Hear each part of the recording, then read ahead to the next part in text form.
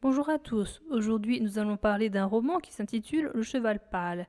Il s'agit d'un roman policier d'Agatha Christie, publié au Royaume-Uni en 1961.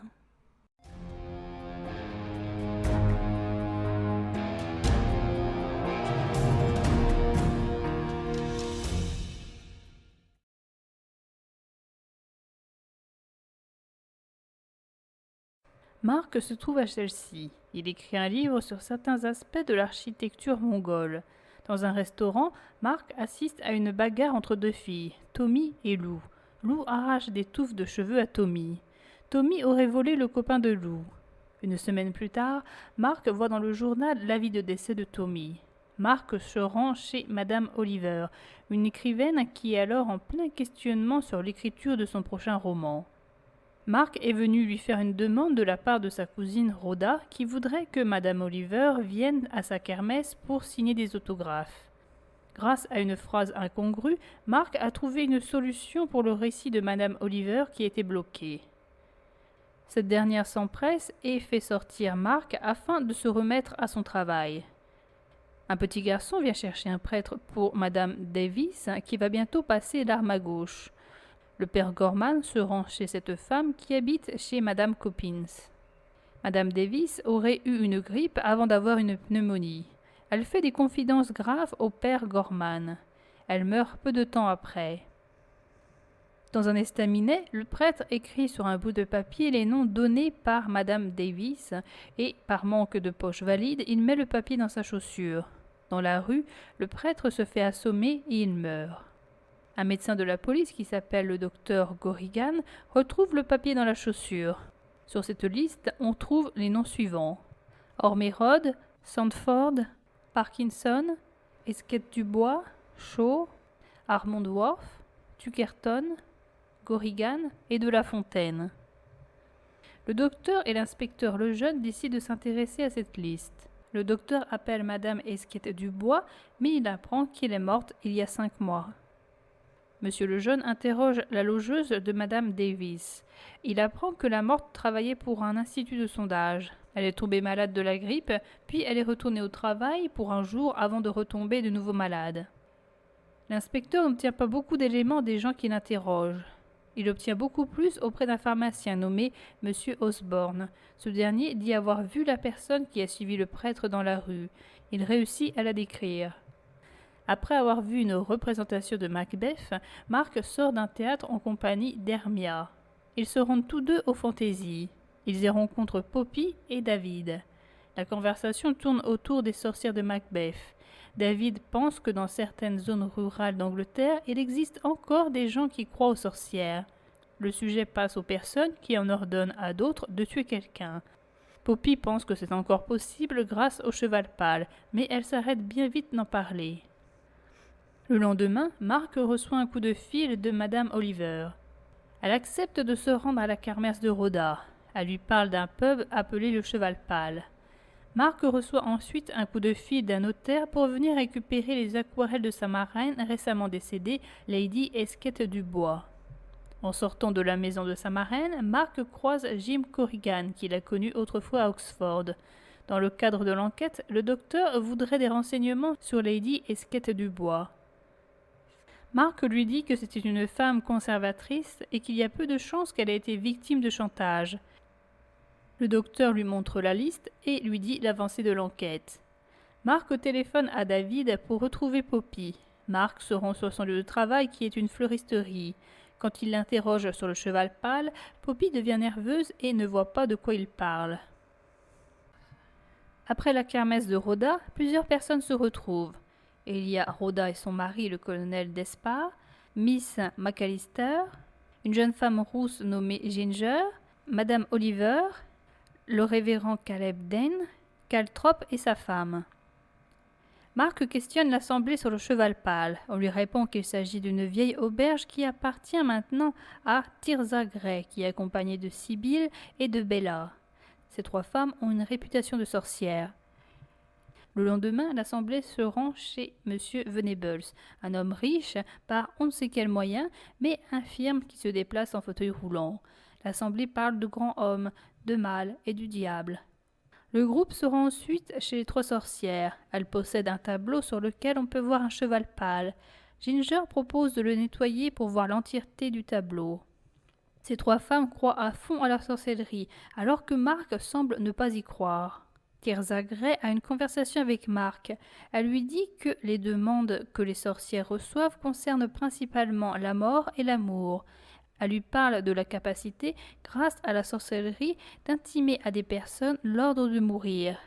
À l'aide d'une stimulation du désir de mort, des maladies psychosomatiques pourraient se développer dans le corps de la victime, le menant jusqu'à la mort. À cause de son discours, elle arrive à faire douter Mark. Les sorcières sont persuadées que Mark est venu ici pour les trouver. Madame Oliver dit devoir aller le lendemain à l'enterrement de Marie de La Fontaine. Mark réfléchit au lien qui pourrait exister entre la liste de noms et l'auberge Le Cheval Pâle. Il se rend au King's Arms. En regardant le registre, il se rend compte que Sandford, Parkinson et Martin Digby, le petit-neveu de sa marraine, y ont couché. Pour tenter de mettre au clair ses idées, il décide d'aller voir un pasteur. Il parlera finalement à Madame Dane Caltrop, la femme du pasteur. Il l'interroge sur la possibilité de tuer quelqu'un à distance. Il se confie à elle, qui le pousse à trouver un ami pour l'aider. Il pense demander de l'aide à Hermia. L'inspecteur Lejeune a reçu une lettre de pharmacien. Il dit avoir reconnu l'homme qui a suivi le curé. Il s'agit de M. Venables qu'il a vu à la kermesse de Roda. Mark raconte ses découvertes à Hermia qui ne le prend pas au sérieux. Il lui demande de l'aider, mais elle refuse en prétextant qu'elle a trop de travail. Mark invite Jim à passer chez lui. Il lui parle de ses avancées. Jim l'interroge sur M. Venables. Jim lui dit que Venables est paralysé depuis qu'il a eu la polio. Jim ne prend pas au sérieux cette histoire de sorcellerie. Tous les morts sont décédés de manière naturelle. Leurs morts apportent un héritage à des personnes, mais elles sont toutes éloignées géographiquement au moment du décès. L'inspecteur Lejeune rend visite à M. Osborne. Il lui dit que l'homme qu'il a vu se déplacer derrière le prêtre ne peut pas être M. Venables, car il est maintenant paralysé. Le pharmacien est sûr et certain que Venables est celui qu'il a vu dans la rue. L'inspecteur lui fait remarquer qu'avec le brouillard et à la distance où il était, il n'aurait pas pu si bien voir. Le pharmacien lui répond que le brouillard s'est dégagé à ce moment-là et que l'homme a allumé une cigarette. Mark pense demander de l'aide à Ginger. Après l'avoir rencontré, Ginger est d'accord pour l'aider. Cette jeune femme va tenter de tirer les vers du nez de Poppy et de Lou. Mark va tenter d'interroger discrètement la belle-mère de Tommy. Ginger interroge Lou, mais elle ne semble pas être mêlée au cheval pâle. Il y a juste eu une rivalité amoureuse entre elle et Tommy. Ginger pousse Mark à en savoir plus sur cette Madame Davis. En appelant Jim, Mark apprend que cette femme a travaillé au CRC, c'est-à-dire à la classification des réactions de la clientèle. Ginger fait croire à Poppy qu'elle voulait se débarrasser de la femme d'un homme marié.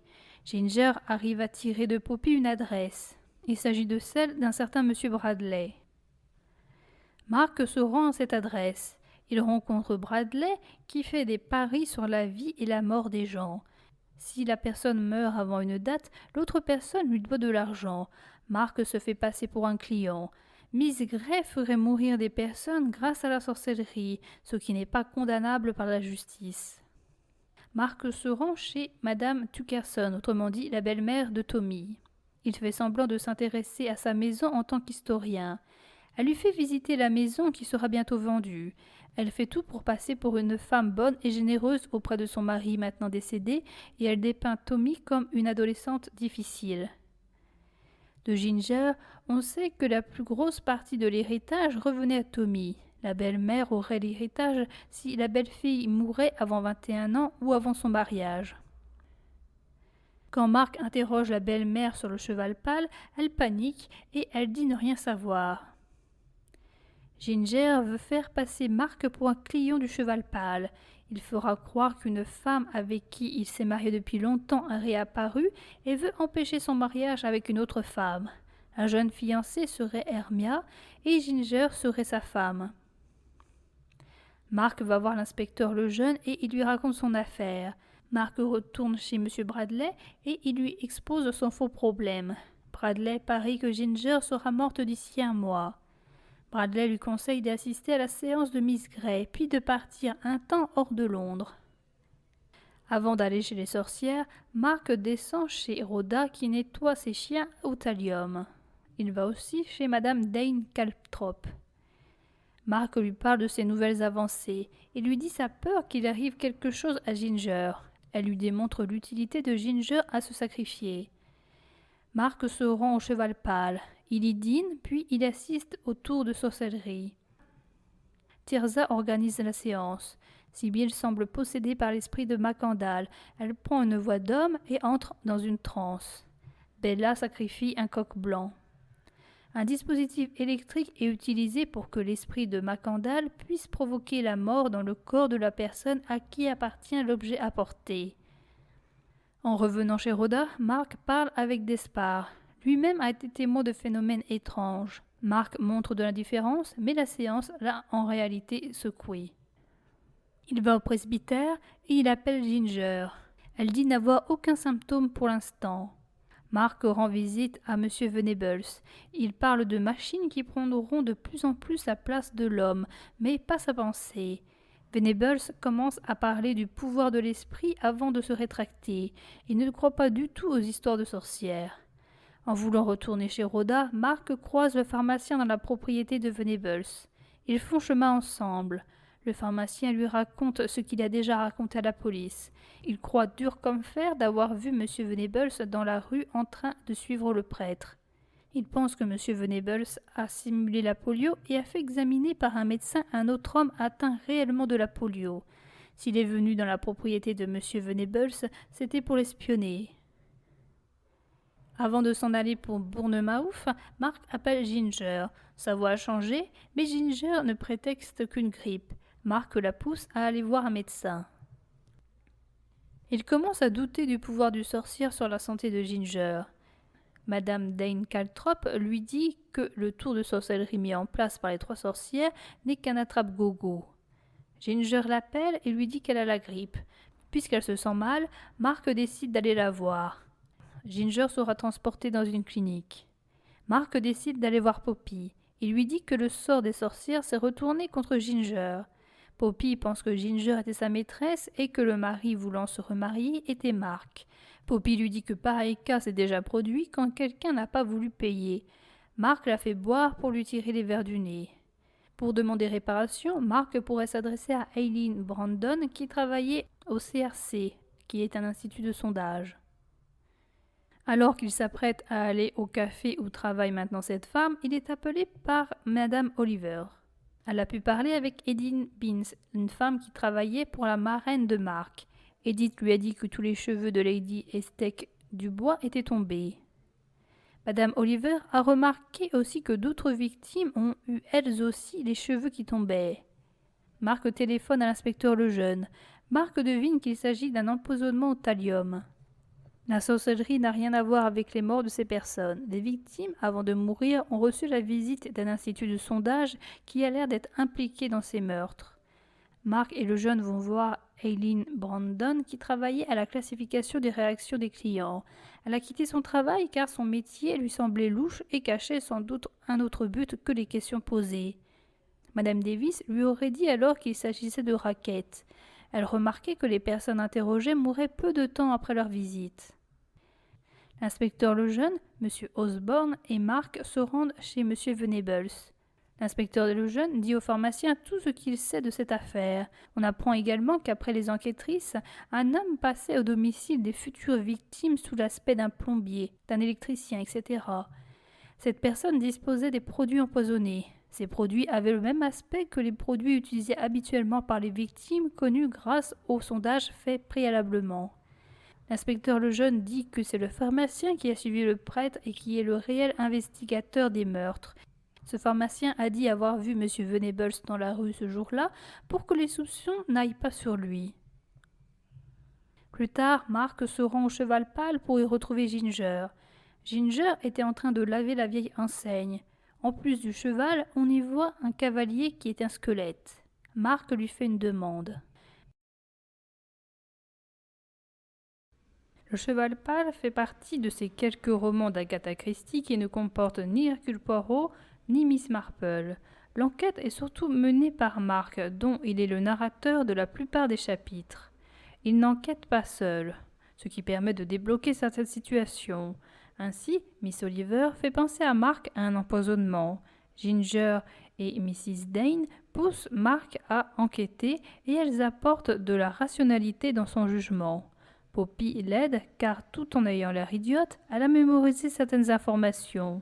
L'inspecteur l'aide à découvrir le véritable homme caché derrière cette affaire que Mark, trop influençable, n'avait pas vu. Le cheval pâle est une référence à l'Apocalypse. Si la sorcellerie était le véritable motif de la mort, on se rapproche alors du meurtre parfait. On a une victime qui meurt à coup sûr, il n'y a pas d'indice laissé près de la victime, et on a une maladie qui semble être la seule responsable du décès. Même si les sorcières se seraient dénoncées, personne ne les aurait crues.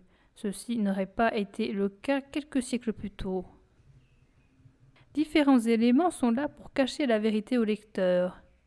Il y a bien sûr les sorcières, mais aussi la pièce de Macbeth, le faux témoignage du pharmacien, la richesse non connue de Venables, les dialogues parlant de thèmes pouvant faire croire qu'une personne est impliquée dans l'affaire alors qu'il n'en est rien. Au final, le seul point faible de cette enquête est la vanité. À cause d'elle, le pharmacien n'a pas pu se taire mais a insisté pour que Venables soit vu comme le meurtrier du prêtre. Il y a sa vanité dans son mensonge, mais aussi vanité dans son entreprise de meurtre. Elle nous montra la vieille enseigne de l'auberge sur laquelle elle travaillait. Une fois ôtée la crasse accumulée au fil des ans, on distinguait très bien maintenant la silhouette du cavalier, un squelette grimaçant aux os étincelants. La voix sonore et profonde de Mrs. Dane Caltrop s'éleva dans mon dos. L'Apocalypse, chapitre 6, 8e verset. Et je regardai et le vis. C'était un cheval pâle, et son cavalier se nommait la mort, et l'enfer le suivait.